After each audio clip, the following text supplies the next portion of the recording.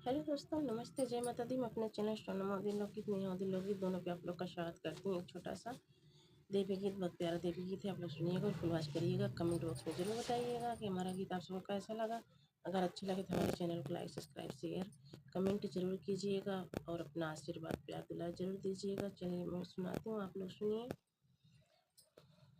निमिया के शीतली बयार हो, मैया खोला के वड़िया। निमिया के शीतली बयार हो, मैया खोला के वड़िया। मैया के वारे एक मलिया बसतो है, मैया दुआरे एक मलिया बसतो है। गजरा पैरावे लंबे बाल हो, मैया खोला के वड़िया। गजरा पैरावे लंबे बाल हो, मैया खोला के वड़िया। निमिया के शीतली बयार हो, मैया खोला के वड़िया। निमिया के शीतली बयार हो, मैया खोला के वड़िया। मैया दुआरे बजवा बसतो है, मैया दुआरे बजवा बसतो है। चुनरी ओढ़ावे लाले लाल हो, मैया खोला के वड़िया। चुनरी ओढ़ावे लाले लाल हो, मैया खोला के वड़िया। निमिया के शीतली बयार हो, मैया खोला के वड़िया। निमिया के शीतली बयार हो, मैया खोला के वड़िया।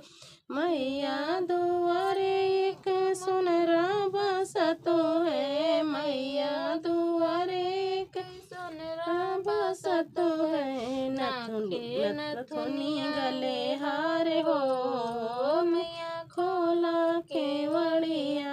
नाके नथुनी गले हार हो, मैया खोला के वड़िया।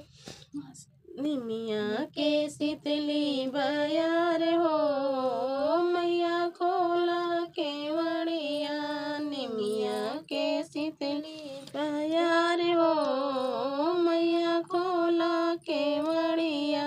मैया दुआरे के कहरा बसतो है, मैया दुआरे के कहरा बसतो है। कलसा भरावै दिन रात हो, मैया खोला के वड़िया।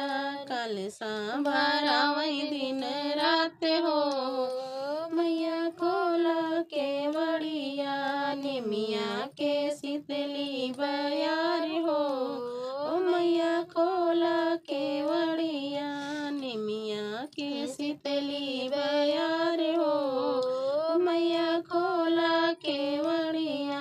मैया दुआरे एक पंडित बसतो है, मैया दुआरे एक पंडित बसत है। हवन करावे सुबह शाम हो, मैया खोला के वड़िया। हवन करावे सुबह शाम हो, मैया खोला के वड़िया।